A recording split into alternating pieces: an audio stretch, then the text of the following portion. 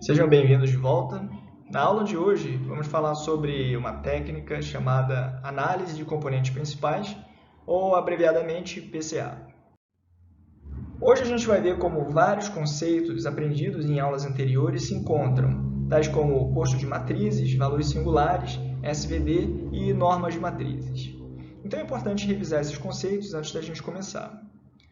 O que significa, então, dizer que uma matriz tem posto K?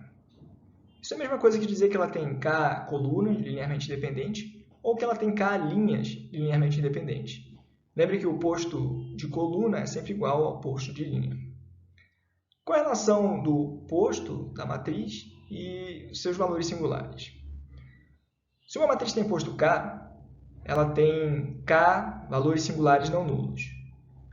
Além disso, como os valores singulares são sempre maiores ou iguais a zero, a gente tem K valores singulares maiores do que zero. Em relação ao SVD, SVD reduzido, SVD truncado, a gente não falou muito sobre complexidade, mas eu vou colocar aqui para uma matriz M por N, o número de operações necessárias para se calcular a sua decomposição por valor singular vai ser M vezes N ao quadrado, ou da ordem de m ao quadrado n. E, em geral, o algoritmo vê qual desses resulta em menos operações e usa o A transposto A ou A vezes A transposto. Na aula de hoje, a gente vai ver o que é o PCA, para que ele serve, vai dar uma visão geral de como ele funciona e vai ver alguns exemplos. O PCA, ou Análise de Componentes Principais, é uma técnica de análise de dados para redução de dimensionalidade. Vamos ver que dimensão a gente quer reduzir. A gente está falando de matrizes estatísticas, né? Onde as linhas correspondem a diferentes observações ou instâncias e as colunas correspondem a diferentes variáveis. Então, uma matriz M por N pode ser pensada como M instâncias, e para cada instância é representado por um vetor de tamanho n. Que dimensão eu quero reduzir aqui? Não faz sentido reduzir o número de observações, né? Assim, até poderia fazer, mas, em geral, o que a gente quer fazer é representar essas m instâncias com um conjunto menor de variáveis, que não são necessariamente as variáveis originais, de maneira a obter uma matriz um pouco com menos colunas. Então, a gente tem que, através do PCA, eu vou ter uma nova matriz de M instâncias e K colunas. Essas colunas vão ser chamadas componentes principais, e a ideia é que K seja muito menor do que N. Então, o PCA transforma um conjunto de variáveis que a gente vai ver que podem ser possivelmente correlacionadas, e esse conjunto pode ser tamanho 100 ou tamanho 1000, podem ser muitas variáveis, e um conjunto menor de variáveis, por exemplo, 10, que são chamadas componentes principais. Mas para que o PCA é usado? Duas aplicações muito importantes são visualização de dados, quando você tem um conjunto de dados de alta dimensionalidade, ou seja, de muitas colunas, normalmente é o primeiro passo realizado para analisá-lo. Você quer, de alguma forma, gerar representações 2D ou 3D desses dados, e uma maneira de obter, né, essa transformação da matriz é através do PCA. E com isso você consegue plotar e entender como é que esses dados estão distribuídos. Uma segunda aplicação é acelerar o treinamento de modelos de aprendizado de máquina. Em geral, o tempo de treinamento desses modelos escala com o número de variáveis do seu conjunto de dados. Então, quando a gente reduz esse número de variáveis, a gente acelera esse treinamento. Além disso, os resultados podem, inclusive, melhorar com essas representações obtidas pelo PCA. Então, vamos ver, de maneira geral, como o PCA funciona. O PCA transforma o espaço vetorial original, onde estão os dados, de maneira a reduzir a dimensionalidade de grandes conjuntos de dados, né? Principalmente quando você tem muitas colunas. E ele faz isso usando projeções, né? A gente vai ver que a gente projeta os dados em um outro espaço. Os dados originais, eles têm muitas variáveis, né? E aí, fazendo essa projeção num espaço de menor dimensionalidade, ou seja, que tem poucas variáveis, a gente, às vezes, consegue interpretar mais facilmente a proximidade dos pontos nesse outro espaço. É possível, através do PCA, encontrar tendências, padrões e outliers, né, que são anomalias, como a gente falou na aula anterior. Vamos ver agora alguns exemplos. Vamos pensar num conjunto de dados de automóveis, onde o vetor xi representa o iésimo automóvel. A gente tem M automóveis e esses vetores aqui juntos, né, formam esse meu conjunto de dados. Uma coisa que é importante falar, né, que até então a gente tinha se referido a vetores como sendo vetores coluna. No entanto, quando a gente estiver falando de dados, né, os dados normalmente são representados como linhas. Então, essa minha matriz aqui, ela vai ter M linhas, né? E vamos ver aqui, se a gente disser que o X pertence ao Rn, ela vai ter N colunas. Tá? Cada coluna corresponde a um atributo, por exemplo, velocidade máxima, raio de giro, etc. Suponha que entre esses atributos a gente tenha velocidade máxima em km por hora e um outro atributo seja velocidade máxima em milhas por hora. Esses atributos são linearmente dependentes ou quase linearmente dependentes se você considerar possíveis erros de arredondamento. Ou seja, tem uma coluna aí que é completamente redundante, né? Os dados eles não estão realmente no Rn. A gente pode pensar neles como estando em um espaço de n-1 dimensões. A partir de n-1 atributos, eu consigo determinar um atributo, né, que tenha ficado do lado de fora. Como é que a gente faz para detectar redundância automaticamente, né? Aqui, se a gente olhar, né, para a definição dos atributos, a gente conseguiria identificar, bom, beleza, velocidade máxima em km por hora e milhas por hora é redundante. Mas, de maneira geral, como é que a gente pega um dataset que não tem nomes nas colunas e identifica essa redundância? Antes de responder a pergunta, vamos considerar um outro exemplo. Agora a gente tem pilotos de helicópteros de controle remoto, drones, por exemplo. E aí agora eu tenho duas variáveis, tá? Associadas a cada observação I. A gente tem x1, que é a medida da habilidade do piloto I, e x2 é a medida de quanto ele gosta de voar. Tá?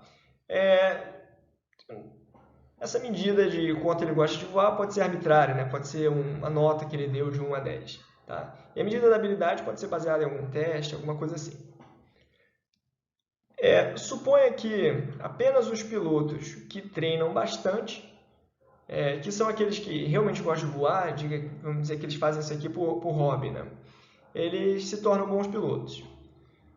Logo, a gente pode observar que x1 e x2 estão fortemente correlacionados, né? O piloto que gosta de voar, ele vai passar um tempão fazendo aquilo e, como resultado, né, ele vai ter uma grande habilidade para pilotar esses drones. E aí a gente, usando essas duas variáveis, né, como parte do meu conjunto de dados, a gente pode conjecturar que os dados estão em uma espécie de diagonal, né? Com apenas um pouco de ruído saindo do eixo. Poderia ser um gráfico como esse aqui, certo?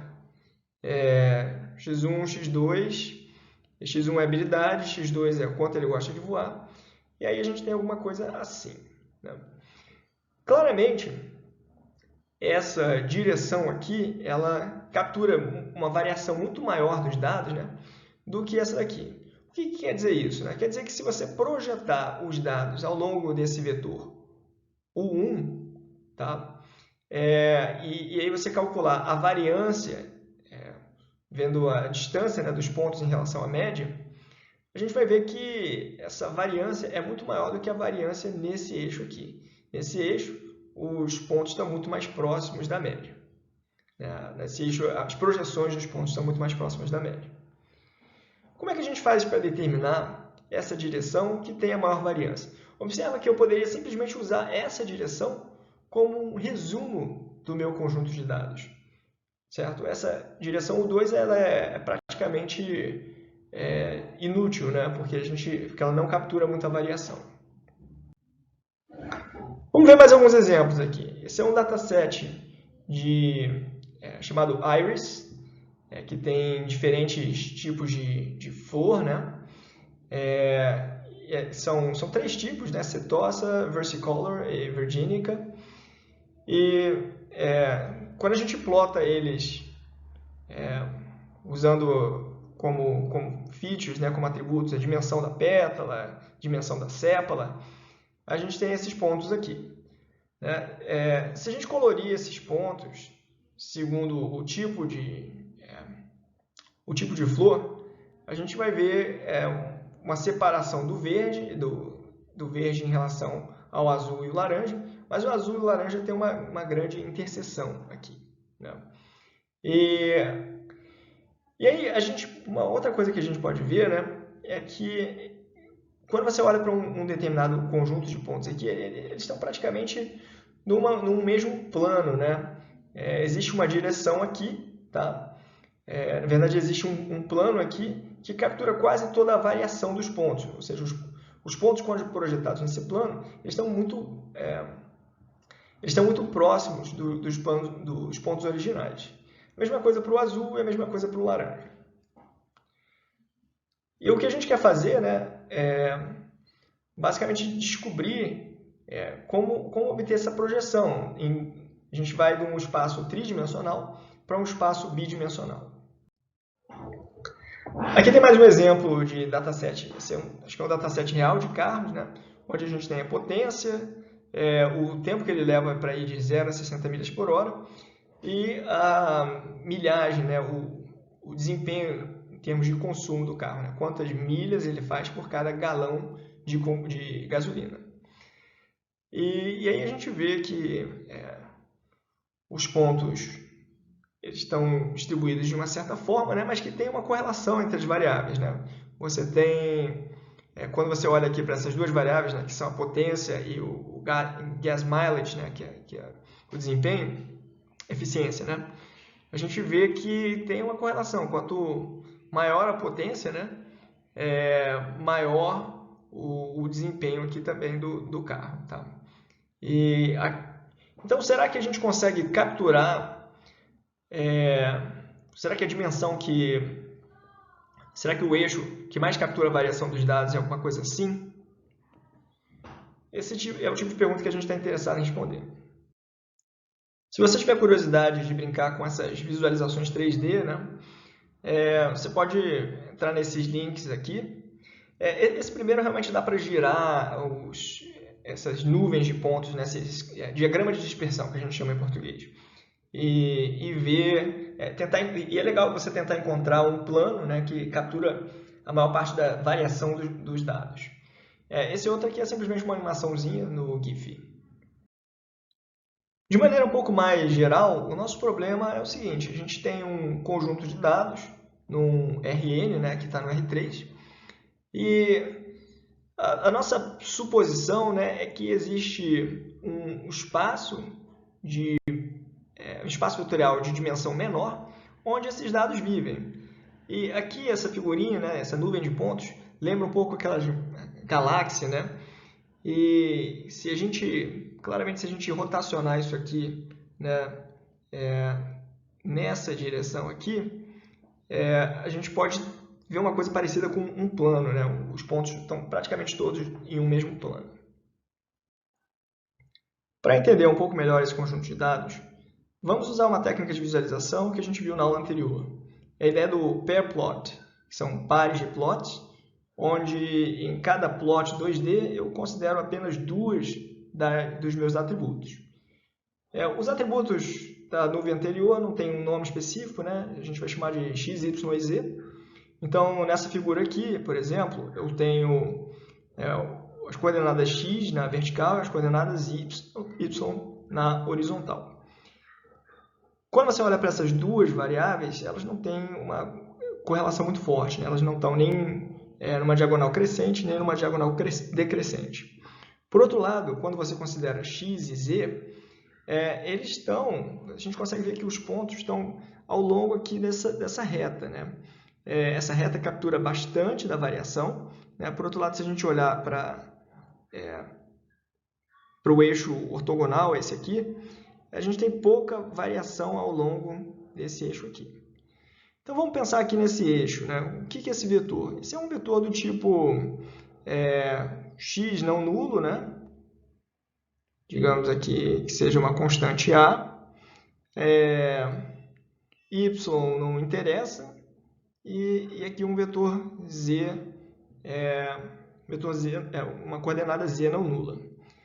Então, essa reta aqui, né, é formada por todos os vetores alfa vezes o vetor, alfa é um escalar, né, vezes o vetor a0b. Tá? Então, essa aqui é essa reta, para todo alfa pertence a R. A gente pode escrever isso aqui também como sendo x dividido por a menos z dividido por b. Isso aqui tem que ser igual a zero. Você pode ver que se substituir x por a e z por b, isso aqui vai dar zero. Tá? Ou, eliminando o denominador, a gente teria bx menos az igual a zero. Bom, o que isso quer dizer? Isso quer dizer que provavelmente esse aqui, né, essa reta, vai ser um dos eixos encontrados pelo meu PCA, pela minha análise de componentes principais, porque ele captura uma boa parte da variação dos dados. Né? Quando a gente considera y e z, talvez tenha alguma coisa aqui, né? Uma reta aqui, né? Então, que capture um pouco da variação. Né? Mas o que a gente vai fazer, o que a gente está interessado em saber é se essa reta aqui, né, vai aparecer no PCA. Rodando os eixos com cuidado, a gente vê que a nossa nuvem de pontos ela fica assim como essa figura da esquerda. Ou seja, embora os pontos estejam no R3, eles vivem praticamente num espaço de dimensão 2. O que o PCA vai fazer quando a gente pega uma matriz n por 3 e transforma numa matriz n por 2, é essencialmente encontrar esse plano aqui. E as componentes principais são vetores ortogonais que formam esse plano. A primeira componente principal ela vai ser aquela que captura a maior parte da variação. Então, a gente pode ver que a maior parte da variação ela está nessa direção aqui, certo? Se a gente projetar os pontos nessa reta, aqui, a gente vai ter uma variância muito grande, né, dos valores. E em seguida, né,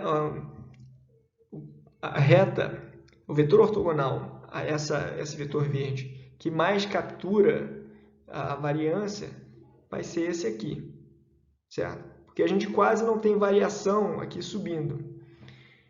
Então, se a gente fosse pegar agora o terceiro e último componente principal, ele teria que ser perpendicular, né, ortogonal a esses dois vetores simultaneamente. Então, seria alguma coisa assim. Os vetores verde e azul juntos formam esse plano cinza, que é o que a gente obtém com o PCA. Nesse outro link, você encontra justamente o PCA do conjunto de dados que a gente acabou de mostrar. E você tem um plot 3D, né, onde você consegue rodar os eixos de maneira a encontrar o plano que a gente viu. Mostrando agora em imagens estáticas aquilo que você vai encontrar no link, a gente tem a nuvem de pontos, os componentes principais, né? Esse aqui é o primeiro componente principal, esse é o segundo componente principal, que juntos, né, formam esse plano. E se você rotacionar essa figura, os eixos dessa figura, você vai basicamente esconder o plano, né? Ele vai ficar aqui paralelo ao seu eixo de visão. e aí a gente consegue ver só a componente principal dele. Então, qual foi a ideia que a gente acabou de ver? A gente tinha pontos no R3, mas esses pontos parecem viver num espaço de dimensão menor, num plano bidimensional. A princípio, esse plano não está alinhado com os eixos coordenados, né? O eixo x, eixo y, eixo z. E a ideia é rotacionar esses eixos de maneira a obter um novo sistema de coordenadas, onde a gente consegue usar apenas duas coordenadas para representar os pontos. Então, a gente aproxima, né? Na verdade, a gente não está aproximando a matriz original, mas está obtendo uma representação aproximada, onde eu preciso de menos atributos, né? Menos colunas. O plano obtido através do PCA, né? Através das duas primeiras componentes principais do PCA, ele é torto com relação ao sistema cartesiano da figura, né? Ele não está alinhado com os eixos x, y e z. Nesse novo sistema, né, nesse novo sistema de coordenadas, a gente pode representar cada ponto de forma aproximada usando só as coordenadas em relação aos eixos, aos vetores verde e azul. A gente vai ignorar a coordenada do eixo vermelho. Observa que nem sempre é possível obter uma boa aproximação. Se os eixos x, y e z estivessem completamente descorrelacionados, a gente não conseguiria encontrar um plano, né, que aproxima bem as posições dos pontos em azul. Então, a gente vai precisar verificar quando eu tenho uma boa aproximação e quando eu não tenho. Já já a gente vai ver como fazer isso.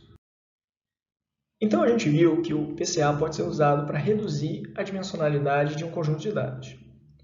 Vamos voltar ao exemplo, então, da aula anterior, onde a gente tinha uma música que era representada por 26 descritores, alguns desses eram de tonalidade e outros de timbre. Aqui está X pertence ao R36, mas deveria ser R26.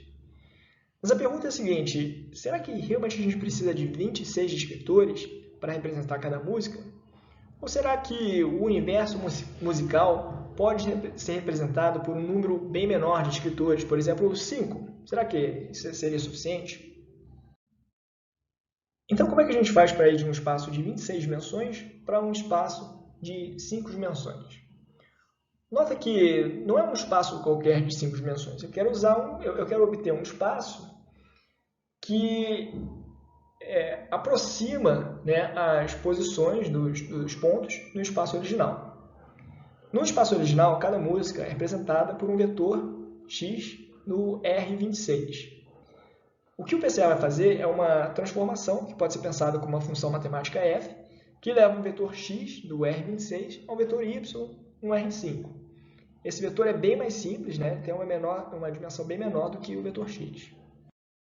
Na prática, a gente não sabe dizer a priori se vai ser possível reduzir a dimensão da informação no vetor x para um conjunto de dados sem perder a qualidade de representação.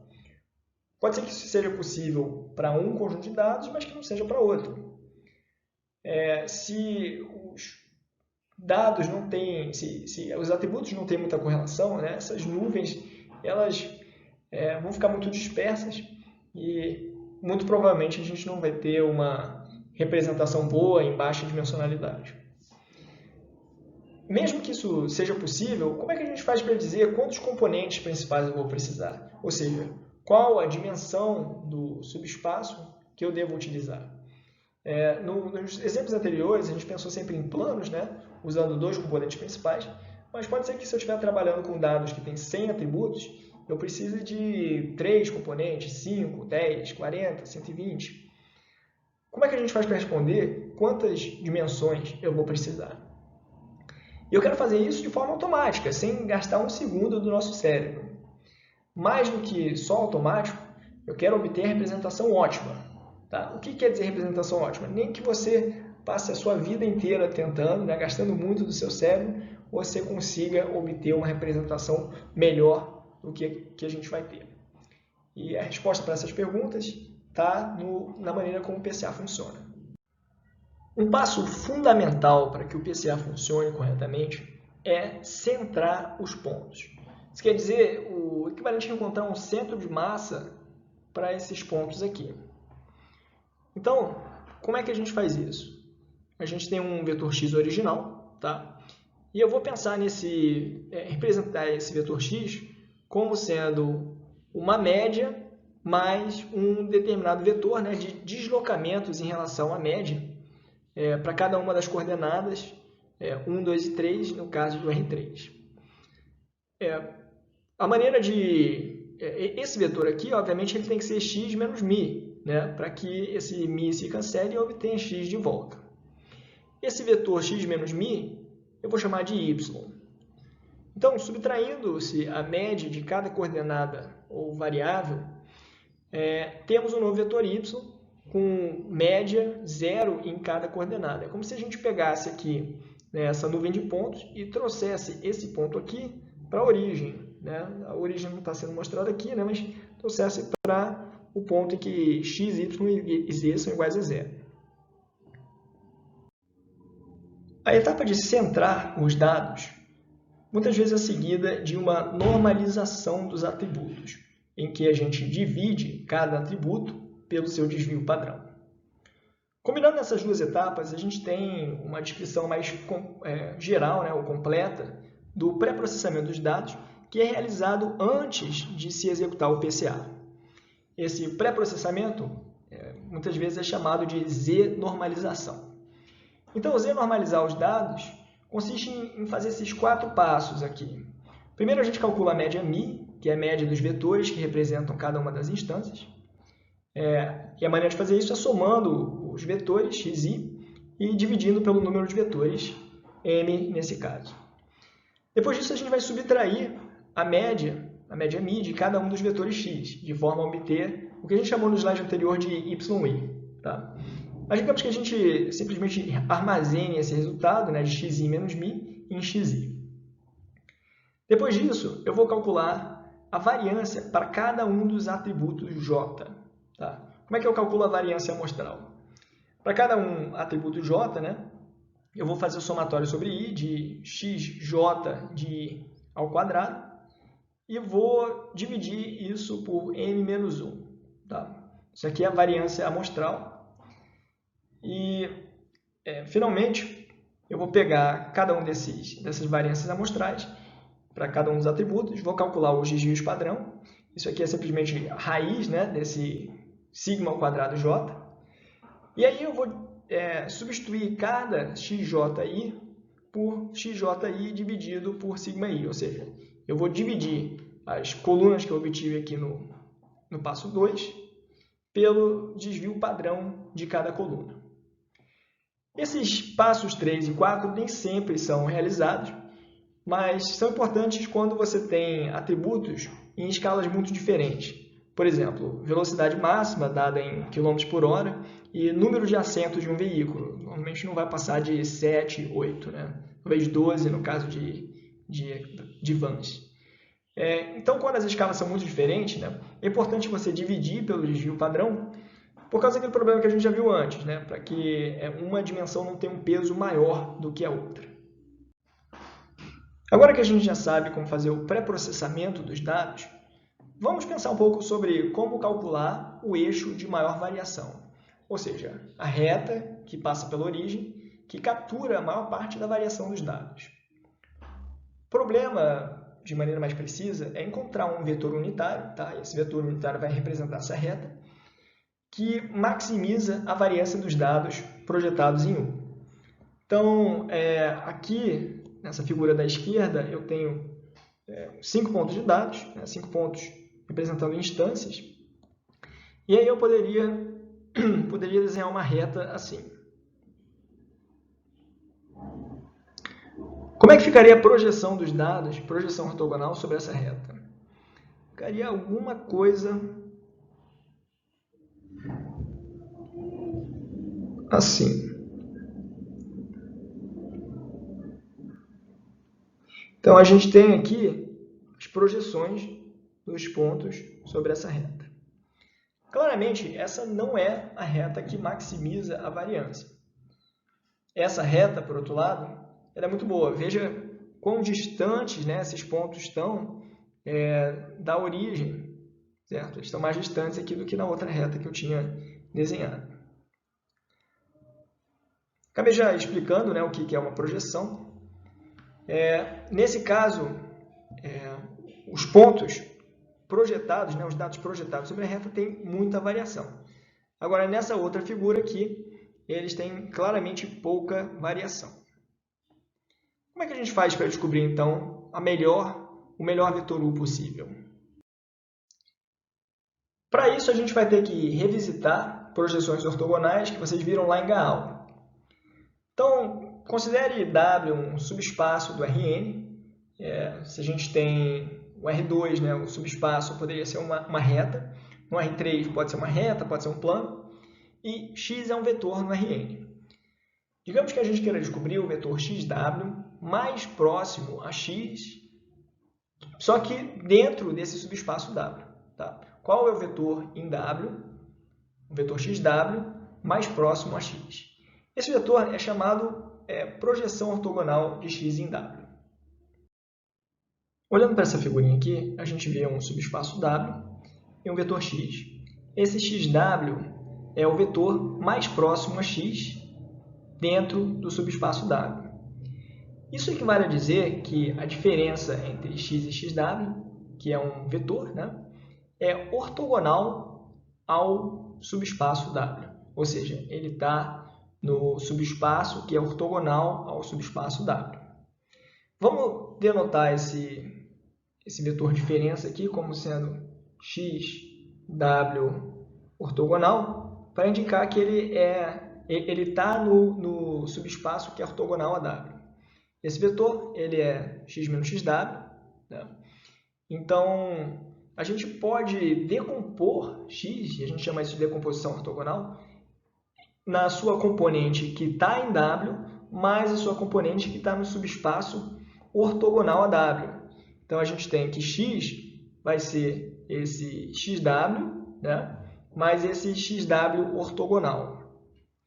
Lembrando que xw está em W e xw ortogonal está no subespaço ortogonal a W. Então, a gente chega ao teorema da decomposição ortogonal, que diz o seguinte, olha, se W é um subespaço de Rn e x é um vetor no Rn, a gente pode escrever x de maneira única como sendo a decomposição em xw mais xw ortogonal, onde xw é o vetor mais próximo a x em W, e xw ortogonal é um vetor que está no subespaço ortogonal a W. Essa equação 1 aqui é chamada de decomposição ortogonal de x com relação a W, onde xw é a projeção ortogonal de x em W. Vamos relembrar, então, como calcular a projeção de um vetor em uma linha.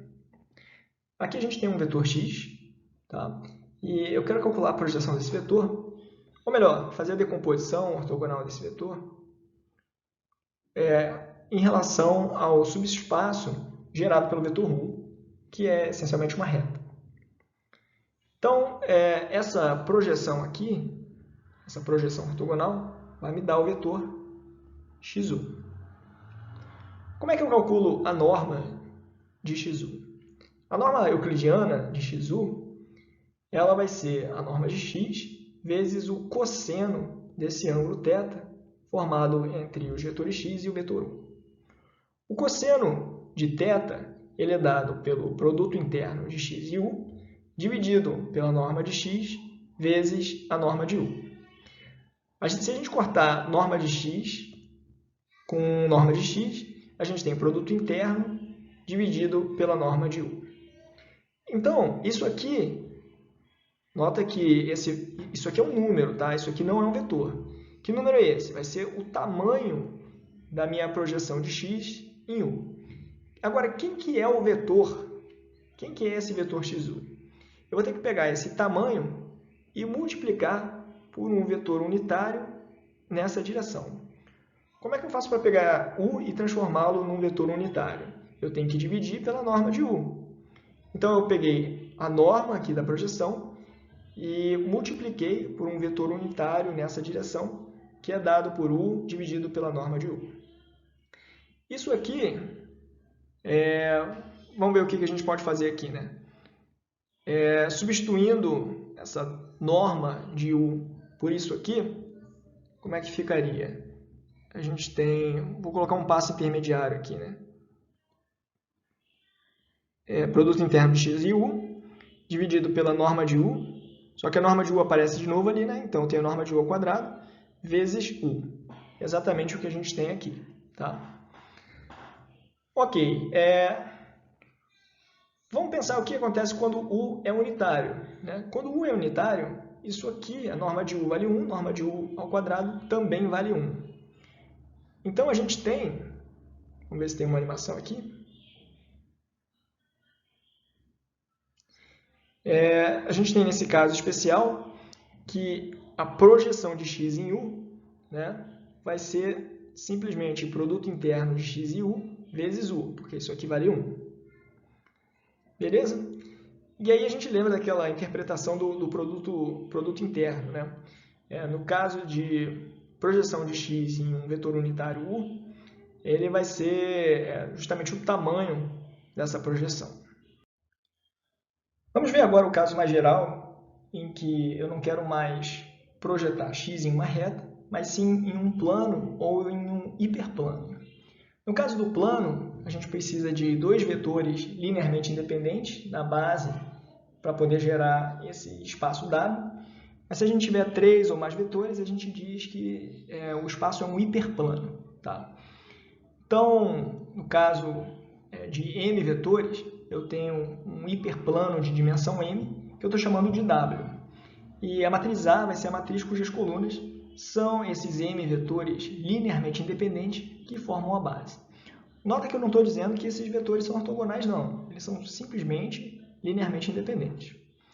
Para calcular a decomposição ortogonal de x em relação a W, a gente tem que seguir esses 3 passos aqui. Eu não vou provar aqui, mas eu vou tentar dar um pouco de intuição de onde aparecem essas matrizes, né?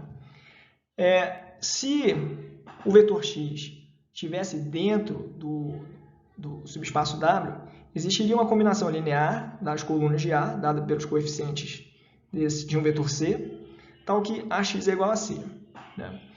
Em geral, quando a gente está falando de projeção, não é o caso. Né? Eu tenho que não existe o vetor C, tal que isso aqui seja verdade. Então, o melhor que a gente pode fazer é querer que a diferença entre esse vetor e esse vetor seja tão pequena quanto possível. Então, o que a gente faz é encontrar o C que minimiza essa diferença aqui, tá? Sempre pensando em distância ao quadrado, né? E aí, a projeção de x em W vai ser o argumento, na verdade, vai ser o argumento AC que minimiza essa diferença aqui, tá? Bom, para encontrar esse argumento C, a gente vai ver que eu tenho que resolver A transposto A. Na verdade, eu vou pegar a equação ali de cima, né, A transposto C, e eu gostaria de igualar a x, e eu vou multiplicar por A transposto pelos dois lados. Então, eu vou ficar com A transposto A vezes C é igual a A transposto x. Diferente do sistema anterior, esse sistema aqui sempre vai ter solução. E isso aqui é uma matriz, né? Isso aqui é um vetor, eu posso chamar de B. E é daqui que surgem essas matrizes A transposto A e a matriz e o vetor B, que é o A transposto x. Bom, então o primeiro passo é justamente calcular essa matriz, esse vetor, e o segundo é encontrar o C que resolve esse sistema, tá? Vetor desconhecido. Esse sistema, como eu falei, é sempre consistente, então a gente escolhe uma solução qualquer C e chama a projeção de x em W de A vezes C. Pelo teorema da decomposição espectral, a projeção de x no subespaço ortogonal a W vai ser x menos xw. Tá? A solução, quando você encontra C, né, e substitui aqui na equação, a gente tem que C é isso aqui, tá? C é isso aqui. Então, A vezes C vai ser A vezes A transposto A inversa, vezes A transposto, vezes x. Bom, a gente pode querer provar que, por exemplo, esse XW ortogonal é um vetor que é ortogonal ao espaço W. Tá? Será que se eu definir XW dessa forma, o resto aqui, né, da minha decomposição espectral, decomposição ortogonal, XW mais XW ortogonal, vai ser ortogonal ao subespaço W? Para isso ele tem que ser ortogonal a cada um dos vetores que formam a base, né, desse espaço. Então o que acontece? Se eu pegar esses vetores e transpô-los, colocar aqui, ó, V1 transposto, V2 transposto, até Vm transposto, e multiplicar pelo vetor XW ortogonal, cada multiplicação aqui, né, desse produto interno de V1 transposto com XW ortogonal tem que dar zero. Tá? Então isso aqui tem que dar o vetor nulo. Como é que a gente faz para mostrar quem é essa matriz aqui? Né? Essa matriz é simplesmente o A transposto. Vamos ver se a gente consegue mostrar que A transposto vezes esse vetor realmente dá o vetor nulo. Tá? Então isso é o que eu quero mostrar. Para isso a gente faz A transposto vezes XW ortogonal, que vai dar... Quem é XW ortogonal? Vai ser X menos XW. Tá? Então a gente tem aqui A transposto X menos A transposto vezes XW. Quem é XW? Olhando ali na fórmula, A vezes A transposto A inversa vezes A transposto vezes X. Isso aqui é uma matriz, isso aqui é a inversa daquela matriz. Então, esse produto aqui da matriz de identidade, portanto, eu fico com A transposto X menos A transposto X, que é o vetor nulo. Está provado aqui. Beleza? Então, a gente tem essa fórmula aqui para calcular a projeção ortogonal de X em um subespaço W, cujos vetores, né, que formam a base são as colunas de A. E se o nosso subespaço W fosse o próprio Rn? Nesse caso, a projeção de X em W seria o próprio X. Mas e se eu quisesse saber como é que eu represento X em função dessa nova base? Ao invés de representar na base canônica, eu quero que X seja um coeficiente A1 vezes o vetor V1 mais o coeficiente AN vezes o vetor Vn. Como é que eu faço para encontrar esse vetor de A's, né, que representa o X nessa nova base? Basicamente, o que eu quero fazer é mapear esse vetor X nesse vetor A, usando esses vetores, né, essa base V1, V2 até Vn.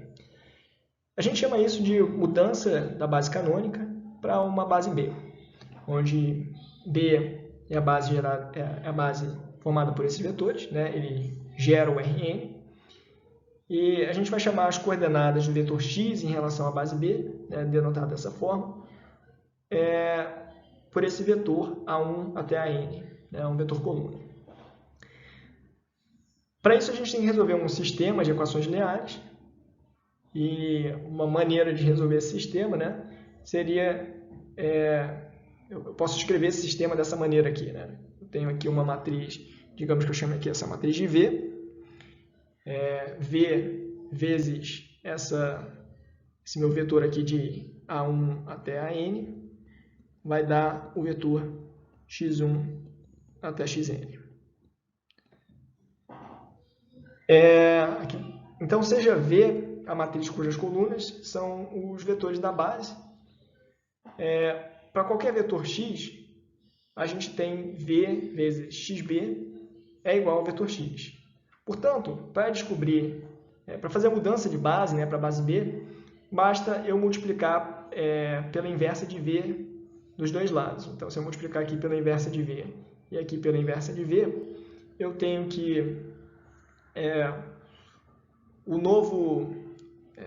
a nova representação de x nessa base vai ser V menos 1 vezes x. Bom, como é que eu sei que V tem inversa, né?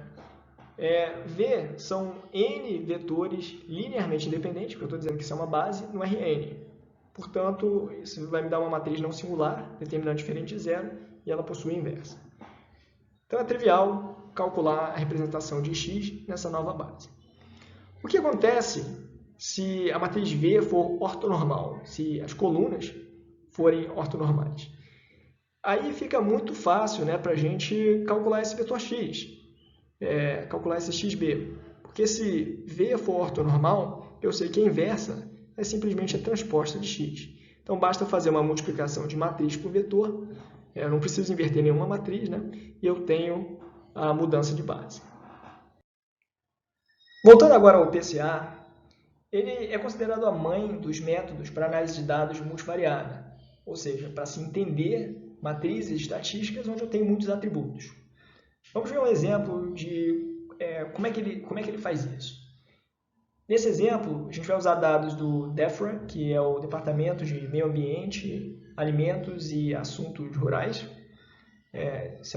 da Inglaterra, onde a gente tem um consumo por gramas, por pessoa, por semana, de 17 tipos de comida, de alimento, em 4 países do Reino Unido em 1997. Então, aqui estão os dados, a gente vê os países, né, estranhamente estão representados nas colunas, e os alimentos, que a gente pode pensar como sendo os atributos, são as linhas. Então, esse 105 quer dizer que na Inglaterra, em 1997, uma pessoa consumia, em média, 105 gramas de queijo, né? Então, tem aqui vários outros alimentos. Bom, então agora está essa tabela aqui mostrada, né, por completo. E eu pergunto para você como é que a gente faz para analisar esses dados, né? Como é que você olha, e tem até umas barrinhas para ajudar aqui o nosso trabalho, mas será que existem correlações entre os países? Olhando assim de longe, né, esses gráficos são muito parecidos, né? Isso porque claramente o consumo de determinados alimentos, né, como cereais, ele é maior do que o consumo de, digamos aqui, coisas de açúcar, né, de confeitaria. Como é que a gente faz, então, para observar as correlações entre os países? Será que a gente plota todos de uma vez, usando pares variáveis? Vou pegar aqui cada par desse aqui e plotar os 4 países para ver onde é que eles ficam. A gente vai ter uma infinidade de gráficos e vai ficar realmente muito difícil dizer quais países são mais parecidos e quais são mais diferentes. Assim como nos exemplos que a gente viu lá no início, determinados atributos estão correlacionados. E o que a gente gostaria de fazer é encontrar não um atributo, né, mas uma combinação linear desses atributos, é como se fosse um eixo nesse R17, que explica, né, que captura a maior parte da variância dos dados. Esse eixo é chamado de primeira coordenada, primeira componente principal do PCA. O objetivo, então, relembrando, né, do PCA é identificar um novo conjunto de eixos, e esses eixos vão ser ortogonais, a partir dos dados. No primeiro passo, o PCA vai encontrar a primeira componente principal, que é a direção que maximiza a variância dentre aquelas 17 coordenadas. Após encontrar essa PC1, a gente vai projetar os dados nesse novo eixo. Como é que a gente vai fazer?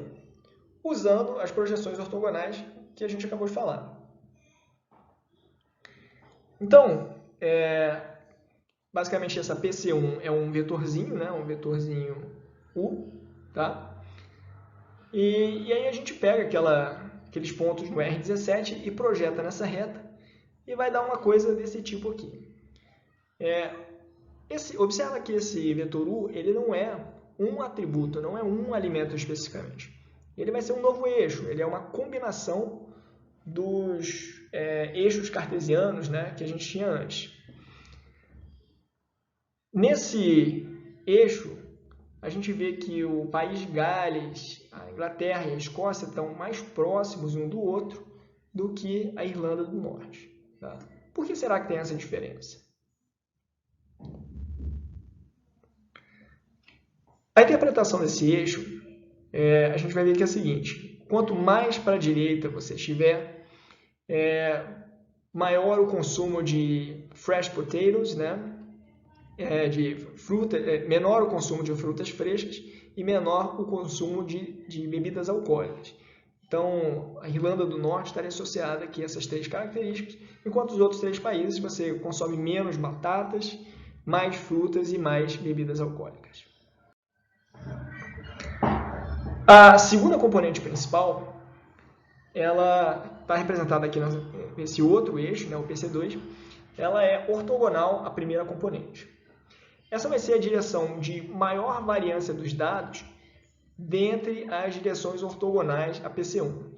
Então, uma vez que você decompõe aqui o X, né, os pontos originais, em a projeção na PC1 mais aquilo que não PC2, né, mas aquilo que é ortogonal a PC1, então PC1 ortogonal.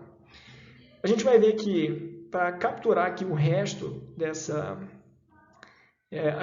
o eixo que captura a maior parte da variação para esses pontos aqui vai ser o PC2. Então, de novo, o que a gente faz é projetar as coordenadas em PC2 e a gente obtém as coordenadas y desses pontos aqui. Tá? O x não mudou nada, né? Continua sendo o que a gente tinha visto no slide anterior, mas agora a gente consegue separar um pouquinho melhor os países que estavam próximos aqui. Além de encontrar as componentes principais, o PCA ele retorna informação sobre a contribuição de cada uma delas ao capturar a variância total dos dados. Então, a primeira componente principal, ela captura 67%. Tá? Se você combinar a primeira com a segunda, você captura 97% da variância dos dados. Isso quer dizer que aquilo que, só usando duas coordenadas, né, ao invés de usar aquelas 17, a gente consegue representar os dados mais ou menos com 97%, né, de precisão. A gente pode pensar dessa forma. A primeira, isso está relacionado, né, aos autovalores. A gente vai ver que está associado aos autovalores associados a essas componentes principais. E basicamente a gente obtém esse 67% pegando o autovalor associado à primeira componente e dividindo pela soma dos autovalores, que a gente sabe ser o traço de alguma matriz, né? E esse 97% então vai ser a soma desse autovalor com esse autovalor dividido pelo traço. Cada uma das componentes principais é uma combinação linear dos eixos originais, ou seja, dos atributos originais do conjunto de dados.